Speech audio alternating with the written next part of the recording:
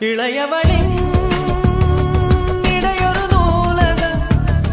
படித்திடவா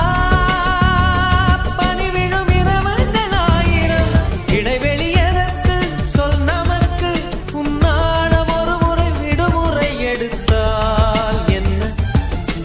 என்னை தீண்டக்கூடாதென வாரோடு சொல்லாது வங்கக்கடல் என்னை ஏந்தக்கூடாதென கையோடு சொல்லாது புல்லாங்குழல் நீ தொட்டா